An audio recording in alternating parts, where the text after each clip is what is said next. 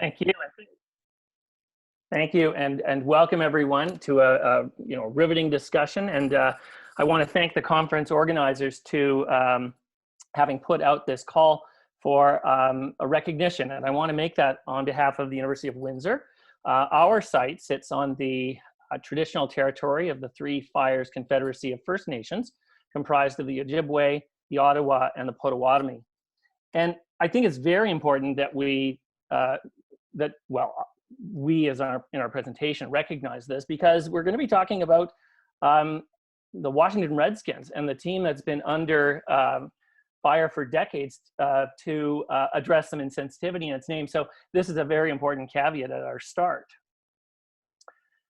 We've been talking a lot about passion and getting students motivated behind these statistics. And I think it's important, I believe, that we can recognize how, as scientists, we're in the business of making predictions. And it could be that we're trying to avoid a rained out picnic, or we want to find true love.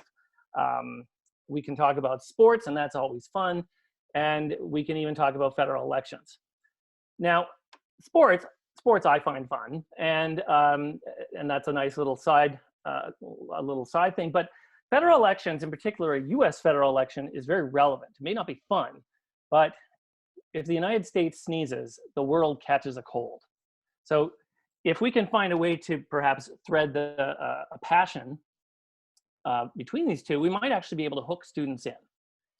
Now, with the availability of countless databases, and you've got as many nerds with free time, meaning that you can start to mine for relations of all sorts of variables. So let me show you one of these. Let's go back. We're going to go back to the late 70s in what's called Coppett's cycle. Now, Coppett was a journalist who made a very strange connection between the original league of the Super Bowl winner for that year and the direction of the stock market across the year. So Vince Lombardi and the Green Bay Packers take the first and the second Super Bowls. And we see National League team stock market for the year goes up. Then along comes Joe Namath and the Jets American League team, it goes down. Same for Kansas City. And then Baltimore and Dallas National League teams go up. The cycle continues. So Miami, my team, goes for a straight record. They go undefeated. American League team goes down. Pittsburgh, originally national, goes up. Let's skip here to where it starts to fall apart. And so it continues along until 1984. This is the first break in the cycle. And who used to be the Oakland Raiders are now the LA Raiders. It's an American League team, should go down, but it goes up. And it's a curious year, because that's the same year as the Olympics boycott from the Eastern Bloc nations, which was held in the same Coliseum that the LA Raiders play out of. So you can put that in your pocket. So let's go from 1984, spin ahead 30 years to October 2004, and I'm catching up on my morning sports, watching Sports Center, and they're talking about the upcoming Washington game against Green Bay. They're really talking about this because of what came to be known as the Redskin Rule. So the Washington Redskin Rule was simply that if you examine the most recent Washington Redskin home game, oh, and I should point out, when we're talking about football, this is American football, sorry, Andy, with the round ball.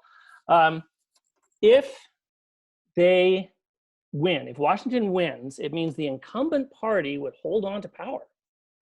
But with a Washington loss meant that the power at the federal election, to be held the first Tuesday of November, would transfer to the hands of the challenger. Well, this is just Sports Center, right? So I thought, let's go take a look. There's databases out there. Let's go take a peek at this. And this is a great exercise to do with your students. So going all the way back, just after the introduction of the franchise in the mid-30s. So what you're looking for is, if Washington is the winner, as we see in the first 4 of those elections. If Washington's the winner, then the incumbent party keeps power. But if in 1952, the opponent wins, if Pittsburgh beats Washington, then the challenger takes power. Okay? And we can see as that goes along, and then if we move along into 68, 72, all the way down, once again, if the opponent, in this case, New York beats Washington, and the challenger takes power. And if Washington wins, then the incumbent keeps it. And so we go to 2004, where we first thought, well, we should take a look at this. It would have expected that Kerry would have won this election because Green Bay beats the Washington Redskins. And at that point, that's the first break in the cycle, and you end up with a phi coefficient, like a correlation of 0.89, which is pretty darn big. And I've put in red the other instances when this does not hold. But just after 5 instances, 5 events, do you have a p-value of 0.037, so that you're able to say it looks like there's a relation here. So that's the Redskin rule, and that's what we looked at. But why I bring this to you is not just an interest in sports and in federal elections, but it's a great exercise to engage with your students. So what you can do to take this away from the statistics could be an argument for causal connections, and it could be that the sporting outcome predicts how the election would go, or it could go the other way, where the sports outcome is predicted from the election result, which is a weird consideration, since the event of the future, that's the election, predicts the sporting event of the present. That's weird. But the bigger question, and I think students need to be absolutely flagged to this, is what theory would have ever thought you would have a connection between football and federal elections? As Henri Poincaré once said, science is built up with facts, as a house is with stones. But an accumulation of facts is no more a science than a heap of stones a house. It's fun to go about this statistics exercise, but if you didn't go in with a clear hypothesis, you run into the danger of data-driven research. So let's take a quick look at what those dangers could be. So with, again, the advent of computers to mine through mountains of data, you could uncover any number of unconnected relations. And it's not that psychology isn't a victim to this in other domains. You could consider the 5-factor model of personality. Whoever said 5, and whoever said these 5. But we seem to have stuck with this from not an illegitimate form of data analysis in the data-driven field. The solution, of course, is to look for more theoretical hypothesis testing, and you get more into theory-driven research.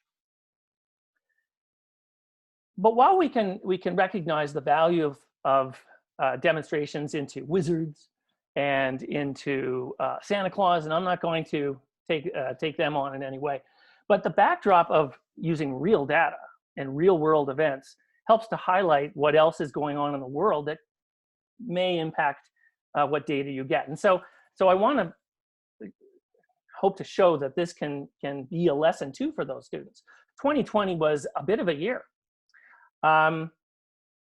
both by the pandemic, but also by social forces that had us take a closer look at the nature of race. So the Washington franchise is now called the Washington football team. It may not stay there, but at the very least, it's pulled away from an insensitive term in its franchise name.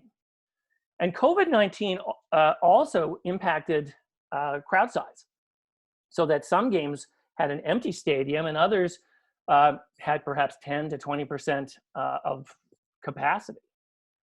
And of course, that year was also the year of the election, where people witnessed wide disputes over the election results. So where this can turn into passion and become the jam for your students could be in creating a repository of these fun little stats projects.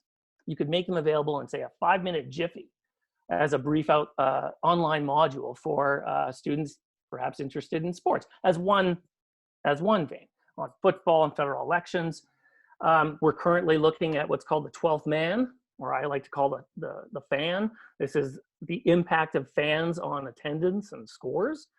I won't tell you the results, but we've got, my students are looking into what impact that had, and it's quite interesting. You could use baseball statistics to look at whether right-handed batters live longer than left-handed, and what implications that has for lefties and righties in the real world. But I don't want to leave Washington just yet, because their owner has been flagged as someone who could reach into his pocket, find a little extra money, and bring in some top players. And people thought, is he trying to buy a championship?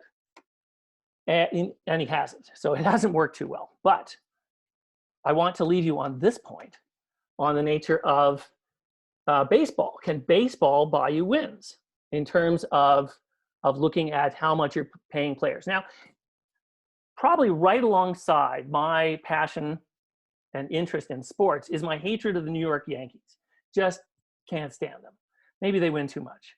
But if you take a look here at the annual salaries for a baseball franchise and the number of wins that they get, the Yankees spend a lot of money, a quarter of a $1 billion every year.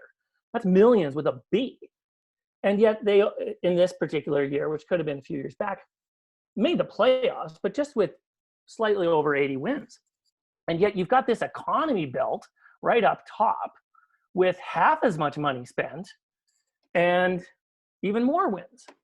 So that leans really over into your sabermetrics and your Billy Bean and your Moneyball. But this correlation, 0.26, not significant, but isn't it a fun exercise that can get into students' passion and maybe remind them that it doesn't have to be boring. It can be fun. There's wizards and Santa Claus and even football. And so with that, I'd like to open this up for questions, and thank you for your kind attendance.